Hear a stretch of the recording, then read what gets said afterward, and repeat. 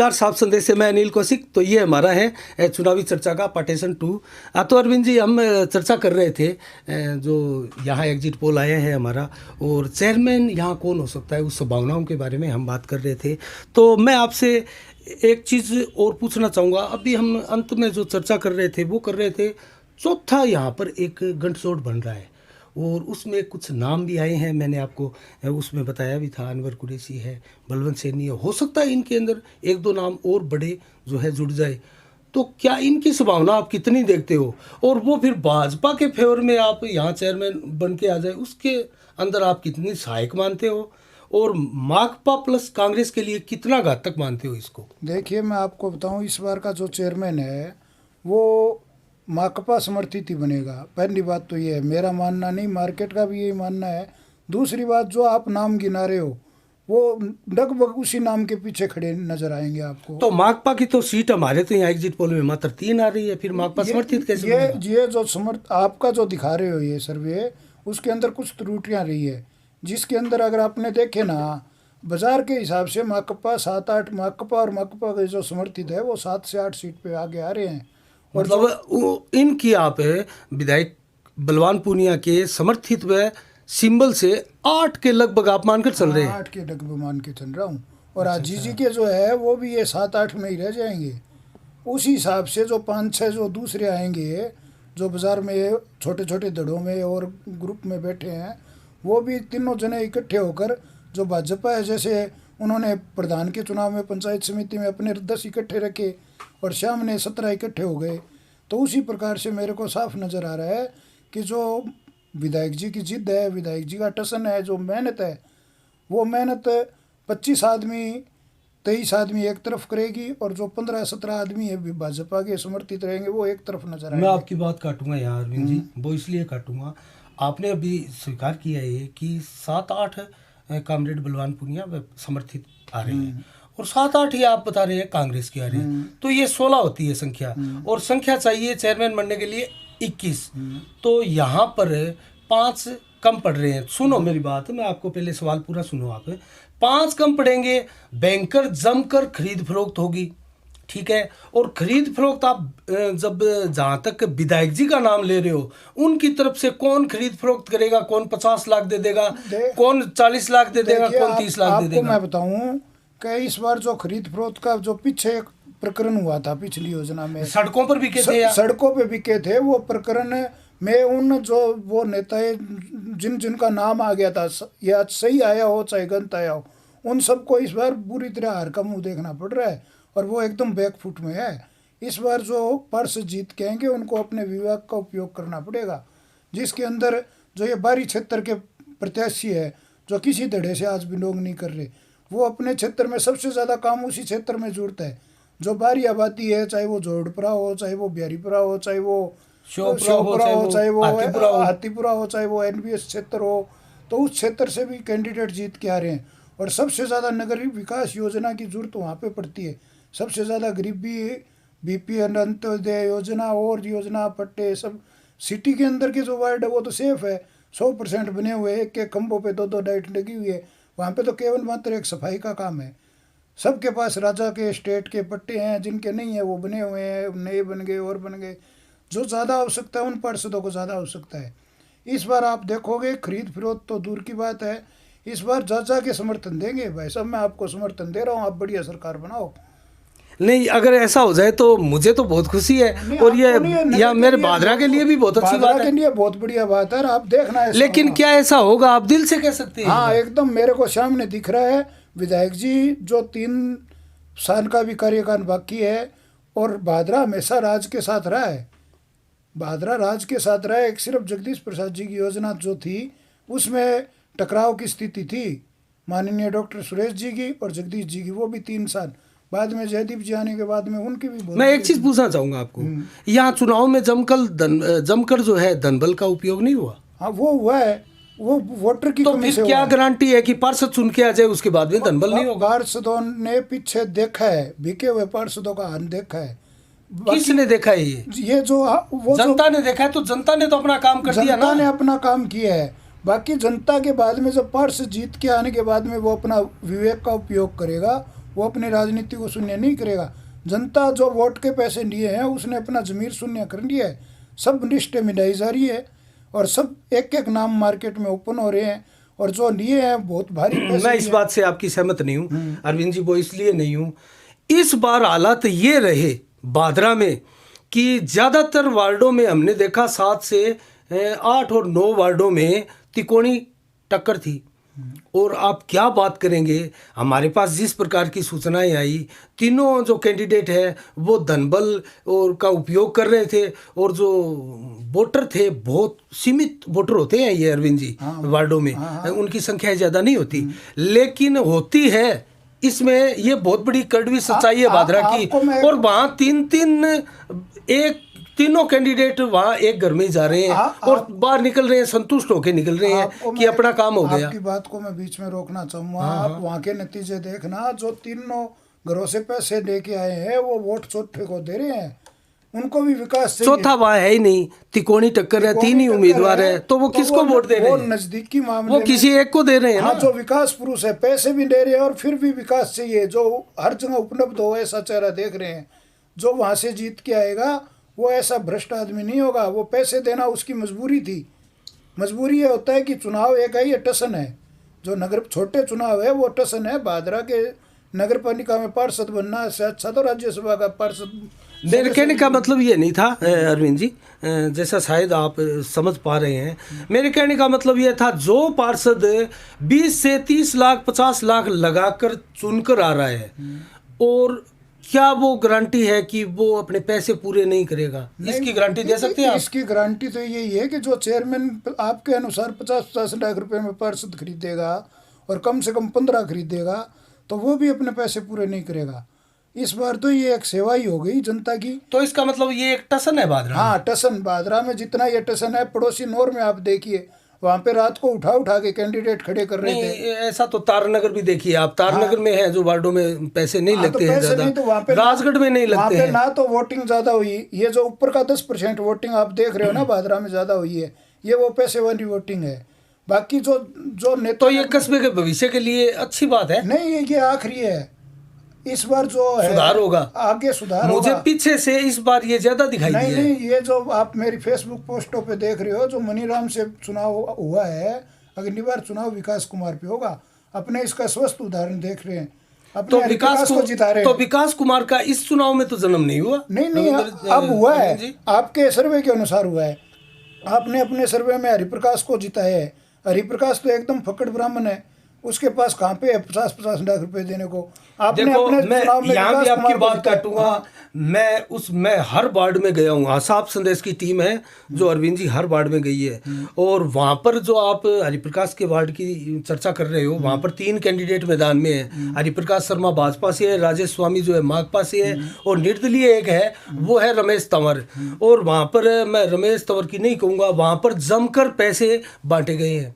बांटे वहाँ पे हारने वाले कैंडिडेट के द्वारा गई है। नहीं, आप ये नहीं कह सकते। और दूसरी बात, आपने जैसे विकास चौधरी को जिता है, अगर पार्षद का जो काम है, अगर अपने पार्षद के नहीं सारे तो मैं आपकी बात काटूंगा। हाँ। मैं ये नहीं कहता कि सारे के सारे जो जीत के आ रहे हैं वो पैसे दे के ही जीत के आ रहे हैं, अच्छे आदमी भी आ रहे हैं। हाँ, पैसे जो दे के आ रहे हैं या बिना पैसे जो जीत के आ रहे हैं, इस बार जो आ रहे हैं वो बढ़िया आदमी आ रहे हैं, अच्छे आदमी भी आ रहे हैं, इसमें कोई दो राय नहीं है। के आ रहे हैं, वो अपने टसन पे पैसा खर्च करते हैं। मेरा सवाल ये था कि ज्यादातर मैक्सिमम जो आ रहे हैं वो पैसे देकर आ रहे हैं, वो पैसे और 40-40 50-50 लाख लगा के आएगा। तो दोस्तों आप बताओ कैसे वो जो है बढ़िया चेयरमैन चुन पाएंगे? वो आदमी पहले से भामाशा है। जैसे आजीजी है, वो अगर चुनाव पे खर्चा कर रहे हैं तो वो तो पहले भी सेवा में भी पैसे दे रहे हैं।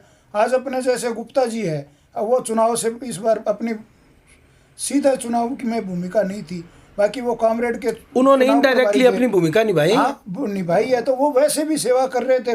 चुनाव में भी जनता ने उनको, उनके समर्थकों को रिस्पॉन्स दिया है। तो क्या आप सुशील जी गुप्ता को भी चेयरमैन पद का दावेदार मानते हैं? हो सकता है इस बार कानूनी कुछ अलग नए कानून बने हैं, उसके अनुसार 41वां आदमी भी चुनाव में चेयरमैन बन सकता है।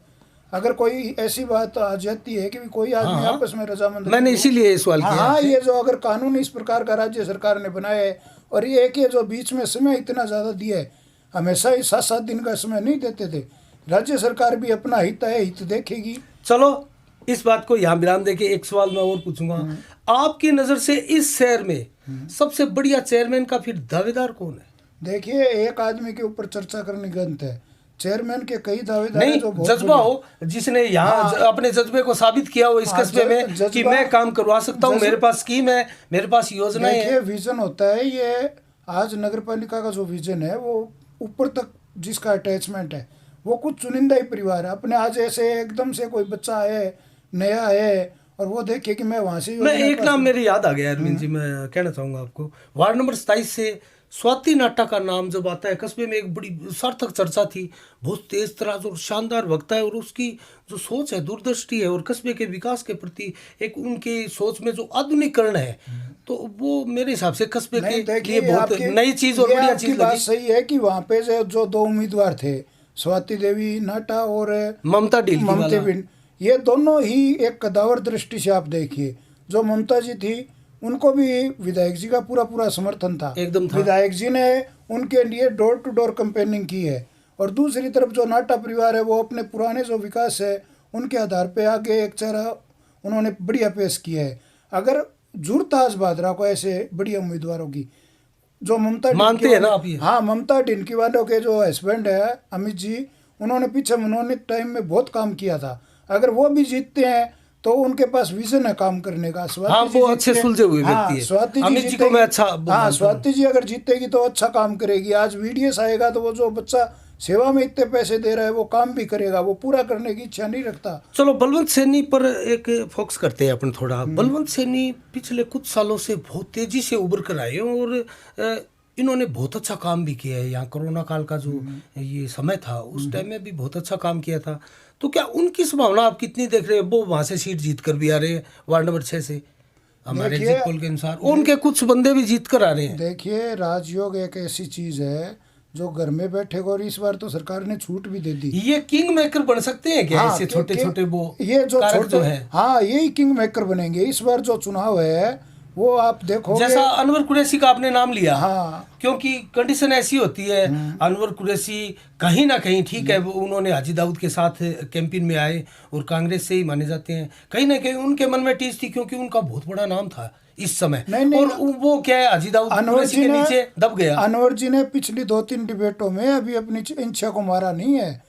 वो ये कह रहे हैं कि हाजी जी आशीर्वाद ये देते जो हैं। चर्चाएं हम अभी कर रहे थे, हाँ। वो तो वही चीज तो है, उन्होंने अभी मारा नहीं है इसको, हाँ। जिंदा बनाए रखा है। हाँ, तो जिंदा बनाए रखा है। अगर हाजी जी से कोई दूसरा कहीं भी मीटिंग होगी, टेबल टॉक होगी, अगर उनसे दूसरा ऑप्शन मांगेंगे तो वो अनवर को आगे करेंगे। और अनवर जो है वो एज वाइज और वीडीएस के बराबर है, बराबर के आदमियों में टसन होता है। उस एवज में जो आपने वीडीएस को 3 नंबर दे रहे हैं या 4 पार्षद उनके धड़े में मान रहे हैं, वो सामने धड़े में जुड़कर चेयरमैन बना सकते हैं। अच्छा, मांगीलाल गोयल व दयानंद खोखेवाला और दिनेश सैनी, इनमें आप क्या आंकलन करते देखिए, हैं? ये इस बार ये बात है कि एक तरफ और नंदलाल सैनी, ये चौथा नाम भी मैं यहाँ शामिल करना चाहूंगा। चौथा नाम आप जो कह रहे हो ना, पहले तो क्या है कि इनके कुल सदस्य कितने जीत के आ रहे हैं। आज पूरे देश की स्थिति, भादरा की स्थिति एक सी हो रही है। भाजपा के पास जितने प्योर आ गए वो उतने ही रहेंगे। और जैसे क्यों, उनके समर्थित भी है? नहीं, समर्थित आप उनके समर्थित मान सकते हो। जो ये फ्री खुंडे जो है, जो छोटे धड़े हैं, चाहे हाजी जी है, चाहे वो मैं विधायक जी आपका है, इशारा समझा। हाँ, वो जो धड़े हैं वो सब एक तरफ होंगे। जैसा आपने प्रधान चुनाव में देखा था, बीजेपी और बीजेपी के जो समर्थित है, अपने जो उनको 15 नंबर दे दो, चाहे अपने उनको 19 नंबर दे दो, अगर दूसरे धड़े में 21 रह गए तो दूसरा अपना चेयरमैन बनाएगा। और अगर बीजेपी का चेयरमैन बनता है तो उसके अंदर ये है कि दयानंद जी और मांगी जी की एक ही बात है।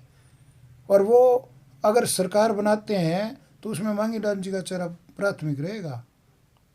इसका रीजन प्रमुख, दयानंद जी संरक्षक की भूमिका में रहेंगे। भी हर संस्था में एक अध्यक्ष होता है, एक संरक्षक होता है। नहीं, इसका जो मूल रीजन है वो कहीं ना कहीं आप मैनेज करने में सक्षम नहीं, वो मैनेजमेंट मानते? इसमें नहीं होता। संरक्षक धनबल को नहीं परिवार मानते? के अंदर काम तो बेटा करता है और मैनेजमेंट पिता करते हैं। जरूरी नहीं होता कि आप जिस बात के ऊपर बार बार में गौर कर रहे हो या आप जिस पे नहीं, मैं गौर करने नहीं कर रहा, जिस लेकिन बात पर बादरा का नहीं ये बादरा की हकीकत बन चुकी है। नहीं, ये हकीकत नहीं है। और एक बात और, अगर मांगी जी से भी अगर दूसरा ऑप्शन मांगेगा तो वो दयानंद जी है। ये चुनाव पहले जो समझौते होते हैं वो समझौता चुनाव पहले का है। और अगर चुनाव बाद की बात करें अपने, तो ये सब इकट्ठे होकर अगर इनके पास बहुमत बनता है तो ये इनमें से कोई भी बने। बाकी इस बार मेरे को ये दिख रहा है कि भादरा के लिए एक बहुत बढ़िया निर्णय दिया है। और जो ये अब मतपेटियाँ बंद पड़ी है, वो जब ये बाहर आएंगे चेहरे, तो आप ये देखोगे जो एकदम विकास पुरुष है मनीराम जी। ठीक है, एक स्टेशन के ऊपर खर्चा करना पड़ता है, कोई आदमी अगर चाय भी पिए तो वो नाजायज़ है। जब आप किसी चीज़ का दान कर रहे हो और दान की एवज में आप प्रतिफल में मान लो चाय पी रहे हो या वोटों के पैसे ले रहे हो, तो वो दान थोड़ी है, वो तो बेचना है। बेटी और मत का दान बहुत सोच समझ के करना चाहिए। जनता ने अगर पैसे लिए हैं तो वो मान लो एक उनकी गलती है, बाकी फिर भी उन्होंने अपने विवेक का नहीं, उपयोग जनता नहीं कह सकते हम, पैसे चुनिंदा आदमी, कुछ चुनिंदा आदमी होते हैं, वो हर वार्ड उनकी में संख्या होते हैं। बेहद कम होती है अरविंद जी, बाकी आजकल वो लेकिन उनके कारण बदनामी जो है पूरे वर्ल्ड अरे प्लस पूरी भादरा। आज एक बात बताऊं आपको मैं, राजस्थान में भादरा नगर पालिका के चुनाव सबसे महंगे चुनाव माने जाते हैं। आप क्या अंदाजा लगा रहे हो? ये यहाँ पर जब चेयरमैन बनकर तैयार होगा तो तब तक 40 करोड़ के लगभग यहाँ खर्च नहीं हो जाएंगे? देखिए मैं आपको बताऊं, एक तो जो आप ये आंकड़े बता रहे हो ना, ये कुछ हद से ज़्यादा बता रहे हो। यानी इतना जितना आप पैसा मानते हो, कि मैं भी एक राजनीतिक परिवार से बिलोंग करता हूँ और इसीलिए आपका चुनाव किया है मैंने। पीछे का जो 5 योजना का चुनाव है वो डायरेक्टली मैंने इसके अंदर देखी है, भूमिका निभाई है। तो एक तो इतना महंगा चुनाव नहीं होता। बाकी जो आप पैसे वाले वोट कह रहे हो चुनिंदा होते हैं, वो खुद अपने अंदर एक धड़ा बनाते हैं और वो अपने वार्ड में ऐसा माहौल बना देते हैं कि अगर हम सामने चले गए तो तू हार जाएगा। उस स्टेशन के अंदर वो जो विकास कुमार जो विकास करने के लिए सही में आया है, उसको भी अपना दौरा सोरा कैसे भी कर कर इधर उधर से वो पैसे देने पड़ते हैं।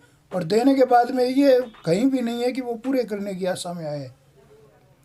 इस बार भादरा का एक बहुत बढ़िया चेहरा चेयरमैन बनेगा और मेरे को तो उम्मीद है वाइस चेयरमैन में भी अगर बीजेपी की तरफ से कोई आता है चेयरमैन, तो वाइस चेयरमैन में भी हरिप्रकाश शर्मा जो सफाई कमेटी का अध्यक्ष होता है, वाइस चेयरमैन का भूमिका मैं आपको बता दूं कि नगर पालिका की जो सफाई कमेटी होता है, वाइस चेयरमैन उसका अध्यक्ष होता है। यानी जो नगर पालिका सबसे महत्वपूर्ण कार्य सफाई का होता है, उसका अध्यक्ष होता है वाइस चेयरमैन। अगर उस प्रकार के कोई युवा, चाहे वो अमित जी ढिनकीवाला, ममता ढिनकीवाला हो, चाहे वो स्वाति जी हो, ऐसा चेहरा अगर सप्लीमेंट्री में आए और नगर पिता की भूमिका में एक सीनियर सिटीजन आए, तो आप ये देखो कि भादरा बहुत प्रगति के ऊपर जाएगा। और ये जो पैसे का, ये जो शराब का और का टसन है, ये हरियाणा बॉर्डर के नज़दीक है। हरियाणा की अपनी सारी रिश्तेदारियाँ हरियाणा में है और जो पैटर्न है अपने हरियाणा का ही आ रहा है। अगर अपने यहाँ से थोड़ा आगे राजस्थान की तरफ या फाटक के पार भी, जैसे आपने तारानगर राजगढ़ का जिक्र किया, तो वहाँ की संस्कृति मूल राजस्थान की है और अपनी जो संस्कृति है वो हरियाणा की होगी।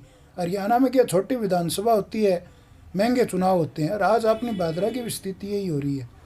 नहीं, एक चीज़ मैं आप वो बताना चाहूँगा आपको। आपने अभी शराब का जिक्र किया, तो शराब का चलन इतना नहीं रहा इन वर्षों से और इस चुनाव में हमने बहुत कम देखा है। और पहले आप याद करो, विधानसभा के चुनाव होते थे, ज्ञान सिंह जी थे, लालचंद जी थे, उस समय शराब का जो इस्तेमाल है वो जमकर होता था। भाई साहब अब जो इस्तेमाल होने लगा है जिस चीज़ का, वो निश्चित रूप से वो धनबली है, पैसे का इस्तेमाल हो रहा है। पहले भाई साहब लोगों को खाने पीने का शौक था, अब शौक हो गए पैसे के। जो शौक है आदमी के वो महंगे हो गए। अब क्या है कि बगैर 20,000 के, बगैर 15,000 के शराब का मामला, खाने पीने का मामला तो 100, 200, 500 रुपये का होता है और उसके एवज में वोट नहीं दे रहे। वो जो वोटर बिकाऊ है, वोट बेचना और रिश्वत लेना अपने ज़मीर को मार कर होता है भाई साहब। नहीं, शहर के मध्य वार्डों में तो ये शराब का और का चलन हमने बहुत ही ना के बराबर देखा है, नहीं देखा। यहाँ पे जो आदमी है वो चुनिंदा ही तो वोटों के पैसे लेते हैं और जितना महंगा आप चुनाव बता रहे हो उतना महंगा है नहीं। और जो आदमी चुनाव में खड़े हुए हैं और है, इस बार आप देखोगे कि एक बहुत बढ़िया टीम भादरा के चेयरमैन के तौर पे आ रही है। इसके लिए जैसे भाजपा ने एक समझौता किया है जिसमें अशोक सैनी गुट, विधायक जी, संजीव जी बेनीवाल, दयानंद जी मांगी मंगानीवाला, ये एक टीम है। इनके सामने आप देख रहे हो जैसे आजी जी की टीम है, तो आजी जी की टीम है। आजी जी आप जितना ये मान रहे हो, आजी जी एक बड़े मन के आदमी है। वो जो आदमी लाखों रुपए, करोड़ों रुपए दान कर सकते हैं, वो अपने तरफ से एक चेयरमैन का भी निश्चित प्रदान रूप कर से हमने सकते मान लिया अजीत जी बहुत बड़े दिल के आदमी है और समाज सेवा भामाशाह भी है और समाज सेवा क्षेत्र में वो खूब लगे हुए लेकिन कांग्रेस का अगर सवाल है ना, जब अजीत जी का जिक्र करोगे तो वो कांग्रेस से बिलोंग करते हैं। कांग्रेस में कितने धड़े हैं? डॉक्टर सुरेश चौधरी धड़ा अलग है, जयदीप डूडी धड़ा अलग है। देखिए, आपने जो जितनी भी डिबेट अपने ने करवाई है, आपने जिसमें भूमिका रखी है, उसमें यह बात तो स्पष्ट होगी कि बाजार के अंदर कांग्रेस मतवन अजीत जी मतवन कांग्रेस। हाँ, बाजार में मान सकते हैं हमें। हाँ, उनका तो जो है ये जो ज्यादा चुनाव प्रभाव है, बाजार में ये नहीं जो है। चुनाव है ये अजीत जी के ऊपर ही है, कांग्रेस का नाम मानकर। और कांग्रेस आज जो है वो राज्य सरकार जो अस्थिरता के दौर में है, उसके अंदर अपने कामरेड बनवान जी की भूमिका बहुत महत्वपूर्ण हो रही है। उस हिसाब से आप उनको भी गहलोत जी का ही प्रतिनिधि मानो बाजार के अंदर। और उनका जो बार बार में ये कहना है कि चेयरमैन मैं बनाऊंगा, चेयरमैन मैं बनाऊंगा, आप उनको भी बारीकी से समझो। उसके लिए वो हाजी जी को और भी दूसरा सामान्य चेयरमैन से बड़े भी बहुत पद होते हैं भाई साहब। और हाजी जी कतई पैसे पूरे करने के लिए नहीं, उन्होंने तो रईसा जी को भी एक पढ़ा लिखा युवा मानकर एक चेहरा भादरा को दिया था। ठीक है, रईसा जी नए थे, उनके पास कुछ ऐसे आदमी भरमाने वाले लग गए, कुछ कर्मचारी ऐसे थे जो उनको मान लो सही काम नहीं करने दिया। बाकी रईसा जी एक पढ़ी लिखी शिक्षिका थी और बढ़िया चेहरा था, हाजी जी का मार्गदर्शन था, अगर काम कराते तो बहुत बढ़िया करते। एक चीज पर मैं चर्चा करना चाहूंगा, आपका जवाब लेना चाहूंगा इस पर। आपने हाजी जी का जिक्र किया, निसंदेह हाजी जी एक बहुत अच्छे इंसान है और इंसान के रूप में उनका बहुत सम्मान इस कस्बे में है, लेकिन बहुत ज़्यादा पढ़े लिखे हुए नहीं है, शिक्षित नहीं है। इसको तो आप भी मानते हैं और मैं भी मानता हूँ और यहाँ के कस्बे वासियों को पता है। और लेकिन उनको राय देने वाले उनके जो नज़दीक है, उनको सही मार्ग बताना या नहीं बताना, वहाँ उनके कुछ गड़बड़ हो रही है, आपको नहीं लगता? देखिए, शिक्षा एक अलग मुद्दा होता है। नहीं, राय जो देते हैं, आदमी का जो तजुर्बा है, हाजी जी आज जिस उम्र में है, अपने उस उम्र में जाएंगे तो अपना तजुर्बा इतना ज़्यादा हो जाएगा कि वो जो आसपास में अपने को ख़राब कर रहे हैं, हाजी जी को पता है चुनाव एक ऐसी व्यवस्था होती है कि अपने किसी को मना नहीं कर सकते। बाकी जब त्याग की बात आती है, जब त्याग करने की बात आती है, तो हाजी जी भी इतना छोटा मन नहीं रखते। वो चाहे अनवर के ऊपर तैयार हो जाए, चाहे वो VDS बनवंत के ऊपर तैयार हो जाए, चाहे वो कामरेड साहब के ऊपर तैयार अगर ऐसी बात है तो अनवर का चेहरा पहले हाजी जी ने आगे क्यों नहीं रखा इस बार? इसमें भी फर्क होता है, इसमें दिक्कत ही नहीं फर्क होती होता है। देखिए, मैं आपको बताऊं, इसमें फ़र्क होता है। राजनीति समझौतों का नाम होती है और छोटे चुनाव तो 100% समझौतों पे होते हैं। आपने जितने भी ये सिम्बन का जिक्र किया है, जितने जैसे बीजेपी ने 17 किए, एक तो शुरू में ये विरोधी को दे दी, जो तेजपाल जी थे उनके सामने जो बीजेपी का पर्चा था वो उठ के तेजपाल जी बीजेपी हो गए। ये क्या सिस्टम है? उन्होंने बीजेपी ज्वाइन कब की? उनको टिकट नहीं दी तो बीजेपी से बाहर कब किया? उनका वो फिर कांग्रेस में कब थे खुलकर, माकपा में कब थे खुलकर? नहीं, अगर नहीं थे तो वो बीजेपी के कैसे हो गए? नहीं तो बीजेपी में तो वो उन्होंने इच्छा व्यक्त कर दी होगी ना। ये तो पूर्व विधायक संजीव बेनीवाल ने उनको बिठाकर मना लिया होगा, या ये बीजेपी के खेमे में आ गए। हाँ, तो इसमें तो कोई बड़ी बात तो नहीं वही है। अनवर जी की बात है। आजी जी को जब ये लगेगा कि ये राजनीति मेरे वजह से एकदम और पीछे जा रही है, अगर कोई हाजी जी के ऊपर 100% अगर तैयार है तो ये तब लगेगा ना जब कोई उनको बताएगा कि भी हाजी जी अब जो है वो तो आगे अपने ये दाव खेले अपने तो अच्छा 21 आदमी तो हाजी जी के भी नहीं आ रहे। 21 आदमी आप जो खरीद फरोख्त कह रहे हो, पहली बात तो मैं मान रहा हूँ कि इस बार जो पार्षद चुन के आएंगे वो उनमें कोई एक दो अगर ऐसा काम करेगा तो अलग बात है, खरीद फरोख्त वाला। आप जिस प्रकार बता रहे हो माकपा और कांग्रेस के मिलके नहीं आ रहे 16 से ऊपर, आप बता रहे हो। नहीं तो इसका तीसरा दड़ा आएगा, वो भी निःशुल्क ही आएगा। ये जरूरी नहीं है कि हर आदमी पैसे लेकर। पिछली बार जो ये खरीद फरोख्त का मामला हुआ तो उसमें जब रईसा जी नतीजा बाहर आया तो वो कोई हाजी जी के पक्ष में थोड़ी रही। 3.5 साल तो वो घूमती रही है। रईसा जी को ये अगर स्थायी हाजी जी की तरफ रहती, या कोई नगर में एक जो ये प्रोजेक्ट है उसके अलावा कौन सा काम हुआ है, कौन से पत्थर लगे? भादरा में पहले जितनी सड़कें बनी थी वो जन सहभागिता योजना में सेठ जगदीश जी प्रसाद जी हमारे दादाजी की योजना में बनी। उसके बाद में पिछले 10 सालों में एक ये जो अपने ये मान सकते हैं कि ये सीवर प्रोजेक्ट है। सीवर प्रोजेक्ट नहीं, ये तो हाजी जी के समय शुरू हुआ था ना। हाजी जी के बाद में फिर तो जीरो ही रहा है पिछले 5 साल में तो कोई बड़ा प्रोजेक्ट नहीं आया और ना सामान्य काम हुए। सामान्य काम हुए तो नगर पालिका में हर आदमी को परेशान किया गया। चाहे वो चैन के नाम पे, चाहे वो पट्टे के नाम पर, चाहे वो एनओसी के तो नाम पर। इससे भी तो जनता दुखी हुई है, तो फिर वो हाँ, तो जनता वो- कैसे चाहेगी कि यहाँ माकपा और हाजी का समर्थित चेयरमैन बने, कैसे चाहेगी? माकपा अभी न्यूकमर है इसके अंदर। मैं इसीलिए आपको बार बार मैं माकपा का ज़्यादा जिक्र कर रहा हूँ कि न्यूकमर आदमी का नंबर आएगा। जैसे अपने दिल्ली चुनाव की बात करते हैं, वहाँ पे कभी भी कांग्रेस मुख्यमंत्री नहीं बनती थी, वहाँ पे हमेशा बीजेपी आ रही, इसलिए शीला जी बनी। तीसरा ऑप्शन आ गया जब आप पार्टी खड़ी हुई, तो वहाँ पे जो जनता, जागरूक जनता थी, उन्होंने एक साथ पूरा पूरा समर्थन उनको दे दिया।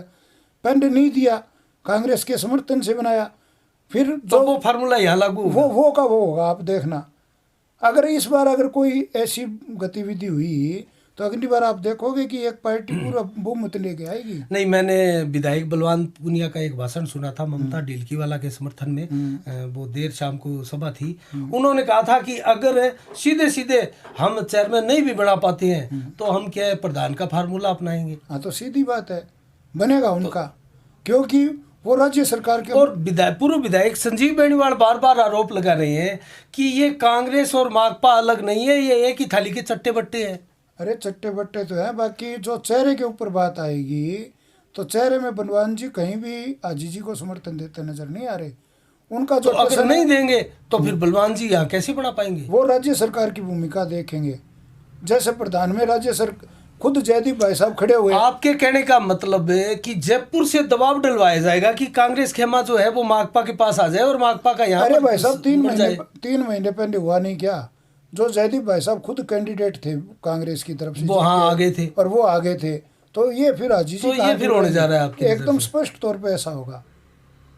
या तो बीजेपी का प्योर बोर्ड बनेगा या माकपा का बनेगा। मतलब विकल्प खुले हैं। हाँ, आप ये मानकर चल रहे हो कि संभावना भाजपा की या पूरी है? हाँ, पूरी संभावना भाजपा की है, और अगर भाजपा के बराबर अपनी संभावना माने तो माकपा की है, क्योंकि विधायक बलवान पुनिया ये चाहते हैं कि एक बार मैं। तो कहीं ना कहीं आप भी ये मानकर चल रहे हैं कि जैसा हमारा एग्जिट पोल था, परिणाम भी लगभग वैसे ही आने वाले हैं और ये कंडीशन जो है वहाँ पैदा होने वाली है भादरा में। नहीं, हाँ, 3 धड़े बनेंगे इसमें, और जो चौथा धड़े की आप चर्चा कर रहे हो उसके समर्थन से चेयरमैन बनेगा, और चौथे में अगर थोड़ा बहुत भी अगर गुंजाइश रही तो वो भाजपा का भी बना सकते हैं। तो यहाँ अनवर कुरैशी और जो बलवंत सैनी है वो गेम चेंजर हो सकते हैं। हाँ, स्पष्ट है, स्पष्ट, एकदम स्पष्ट। अनवर को आप अभी अपने अपने हाजीकुट में मान रहे हैं, बाकी अगर उनकी महत्वाकांक्षा को हाजी जी ने नजरअंदाज किया तो कहीं ना कहीं वाइस चेयरमैन कुछ भी कर सकते हैं। वाइस चेयरमैन अनवर जी बनते, अपना प्रभाव दिखा सकते हैं। हाँ, पीछे दिनेश जी नहीं बने थे क्या, पहले दिन हाजी जी बने, दूसरे दिन तो क्या इस बार अशोक सैनी गुट जो है वो प्रभाव दिखाने की स्थिति में नहीं मानते आप? देखिए, सत्ता का विरोध होता है, प्रभाव आज हमारे बड़े भाई साहब अशोक जी बहुत एक महत्वपूर्ण भूमिका में है। वो संगठन में इतने बड़े पद पर है, प्रदेशाध्यक्ष युवा मोर्चा के रह गए, प्रदेश मंत्री है। संभावना है कि थोड़े दिन में उनको केंद्र में भी कोई पद, केंद्रीय समिति में भी कोई पद की संभावना नज़र आ रही है। उनके लिए ये चुनाव बहुत छोटे हैं। ये तो ठीक है, दिनेश जी को जनता ने प्रोत्साहित किया, वो वाइस चेयरमैन के तौर पे अच्छे रहे, उन्होंने काम किया, ठीक है। कई बार क्या होता है कि किसी क्षेत्र विशेष में जाते हैं, परिसीमन के बाद में व्यवस्थाएं थोड़ी परिवर्तित हो गई, दूसरे के घर में जाकर भाई साहब हमला करना और अपने घर में बैठ कर सुरक्षित रहना, दो बात होती है। कुछ वार्ड हर आदमी के होम वार्ड है, जैसे अपने दयानंद जी की चर्चा कर रहे थे, 16 नंबर 21 नंबर उनका होम वार्ड है, 22 नंबर मेरे परिवार का होम वार्ड है। वहाँ पे आज अगर अपने सट्टे बाज़ार की बात करें तो 22 नंबर में दारा सिंह जी को हरा रहे हैं। बाकी मेरा जो ज़मीनी सर्वे है, जो मेरा खुद का एनालिसिस है, उसमें दारा सिंह जी एक बहुत बढ़िया बढ़त के साथ आ रहे हैं। जैसे आपने चर्चा की कि 3 कैंडिडेट खड़े हैं, तीनों से पैसे लिए आए, आप वार्ड नंबर 23 की चर्चा कर रहे हो। वार्ड नंबर 23 के अंदर जो घराना है अरुणा जी शर्मा का, नहीं, वार्ड नंबर 23 में तो 5 कैंडिडेट मैदान में हैं। 5 थे, 2 तो उनमें साइलेंट थे जो प्रभावशाली। वार्ड नंबर 5 की मैं आपको अरविंद जी बता दूं, अरुणा शर्मा का नाम आ रहा है कि वो वार्ड नंबर 23 से वो फाइट में है, लेकिन उनकी टक्कर में कौन आ रहा है ये नाम नहीं बता पा रहे खुद वार्डवासी। टक्कर का कारण मैं आपको बताऊं, वहाँ पे ललिता कपिल है, ललिता कपिल कांग्रेस की समर्थित मानी जाती है। हाँ, और दिव्या एक धीरवासिया परिवार से, धीरवासिया परिवार से, वो दोनों ही कांग्रेसी विचारधारा के थे, समझिए आप। अरुणा जी का खुद का जनाधार है, और भाजपा की वहाँ टिकट है, टिकट भाजपा की जो टिकट है। देखिए, कई बार क्या होता है कि कोई निर्विरोध ना हो जाए, इसलिए क्या है कि पार्टियां टिकट देके एक सिर्फ एक नाम वहाँ मुरली शर्मा का भी है, हाँ। वो भाजपा विचारधारा के और भाजपा के ही है। तो क्या ये गेम कुछ आप बता सकते हैं, ये गेम क्या था? भाजपा ने वहाँ टिकट दिया है और भाजपा का एक कई बार निर्दलीय खड़ा है। अपना जो अंदर खाने जो समझौता होता है उसको लागू करने के लिए वोट कटने के लिए भी आदमी खड़ा करना पड़ता है। जरूरी नहीं होता कि कैंडिडेट जिताने के लिए ही खड़ा करना तो ये होता है। किसको जिताने का और किसको हराने ये का देखिए, सिस्टम था ये भीतरघाती जो सिस्टम होता है, ये अलग थिंक टैंकों का विचार होता है। ये सारी चीज नहीं, आपको समझ में आया ये क्या, हाँ, क्या पूरा गेम था ये? ये पूरा गेम था। बाकी वो गेम उनके ऊपर उल्टा पड़ गया, क्योंकि जो ये धीरवासिया परिवार और जो कपिल परिवार है वो दोनों ही कांग्रेस विचारधारा के थे जी। और बहुत ही बढ़िया साफ सभी के थे। वो आपस में जो टकरा गए ना, उन्होंने अरुणा जी को साफ रास्ता दे दिया। अरुणा जी का वोट बैंक सुरक्षित वोट बैंक है। ठीक है, उनका थोड़ा सत्ता विरोध मान सकते हैं कि भाई हमको टाइम कम दिया और दिया। था, ये देखा है बाकी उनका जो चेहरा है ना, वो चेहरा जब वोटर देखता है ना, तो वो ये मानिए कि वो एक बड़ा चेहरा है, ममता में ही चेहरा है, उसके ऊपर वोट पड़ते हैं। और जो दूसरे उनके विरोधी थे वो 2-3-4 धड़ों में बंट गए। जो अरुणा जी का वोट बांटने के लिए विचारधारा खड़ी हुई, दो जो पीछे खड़े हुए, वो उतना नुकसान नहीं कर सके जितने कांग्रेस विचारधारा के आपस में कर लिया उन्होंने। वहाँ पे एक नज़दीकी मुकाबले में अरुणा जी चुनाव जीत रही है। चलो अरविंद जी, आपने बहुत बढ़िया ईमानदारी से जवाब दिया बहुत सी बातों का, और ये चर्चाएं हमने कस्बे के हित के लिए की है। और दोस्तों मैं आपको बता दूं, हमने ये चर्चा इसलिए की है कि हमारा भी एग्जिट पोल आया था और चुनाव संपन्न हो चुके हैं। 28 को मतदान थे और 31 जनवरी को है जो परिणाम आना है। और उसके ऊपर जो कस्बे में एक जो ऊहापोह की स्थिति है दोस्तों, एक जो तनाव की स्थिति है कि कौन यहाँ से चेयरमैन होगा, कांग्रेस से होगा, माकपा से होगा या भाजपा से होगा, या कोई और धड़ा आकर यहाँ अपना वजूद दिखाता है या और अपना प्रभाव जमा पाता है। तो ये सब देखने वाली बात है। तो अरविंद जी, आप हमारे स्टूडियो में आए, इसके लिए आपका बहुत बहुत धन्यवाद। बहुत बहुत धन्यवाद कौशिक जी आपका। आपके स्टूडियो में आके बहुत अच्छा लगा। बहुत बढ़िया आपने स्टूडियो बना रखा है और बहुत बढ़िया चर्चा किया आपने। नहीं, चर्चा में मजा आया आपको? हाँ, बहुत बहुत ज़्यादा। और मैं आपको ये बता रहा हूँ कि आप सुनिश्चित रहिए, भादरा के अंदर एक बहुत बढ़िया चेयरमैन तैयार हो रहा है और एक बहुत बढ़िया वाइस चेयरमैन तैयार हो रहा है, और अपने सब उसके अंदर भागीदारी देंगे। आपकी भी आहुति होगी उस चेयरमैन वाइस चेयरमैन में, और मेरी भी आहुति होगी। आप चिंता मत कीजिए। जो ये अगला 5 साल है भादरा के लिए बहुत बढ़िया रहेगा, और जनता जो ये काम होते देखेगी इस 5 साल में, आप ये विश्वास रखना कि अगली बार अपने ज़बरदस्ती से भी पैसे देंगे तो जनता पैसे नहीं कैंडिडेट मांगेगी अपने से। चलो, आपका बहुत बहुत धन्यवाद। आपने अच्छी बातें बताई, और जिस चीज़ का आपने जिक्र किया दोस्तों, मैं आपको बता दूं साफ संदेश के माध्यम से कि हम भी ये चाहते हैं कि भादरा में जनबल जीते, धनबल ना जीते। और ये जो भादरा की छवि दोस्तों, बार बार ये चीज़ें आ रही है, सोशल मीडिया का ज़माना है, और ये चीज़ें कहीं ना, अगर हम इसकी चर्चा नहीं करेंगे दोस्तों, तो किसी ना किसी बहाने और कहीं फेसबुक, व्हाट्सएप, यूट्यूब कहीं से भी राजस्थान में फैलती हुई, तैरती हुई नज़र आएगी दोस्तों। तो मैं ये चाहता हूँ कि ये भादरा की जो चर्चा और छवि जो राजस्थान में फैले, तो वो अच्छी हो, निसंदेह उसमें कोई किसी प्रकार का दाग न हो। राजनीति यहाँ की अनोखी है दोस्तों। ये चर्चा पर हमें गर्व होता है कि यहाँ पर राजनेता है जो जन्म लेते हैं और गली गली में नेता पैदा होते हैं, और एक जागरूक क्षेत्र है। तो इसके लिए हम अरविंद जी का धन्यवाद करना चाहेंगे, और दर्शकों से मैं इजाज़त लेना चाहूँगा। आगे किसी चुनावी चर्चा में और किसी खास शख्सियत से हम रूबरू होंगे और जानेंगे कस्बे के बारे में और अन्य मुद्दों के ऊपर भी। तब तक के लिए साफ संदेश से मैं अनिल कौशिक, नमस्कार। जय भारत, जय जय राजस्थान।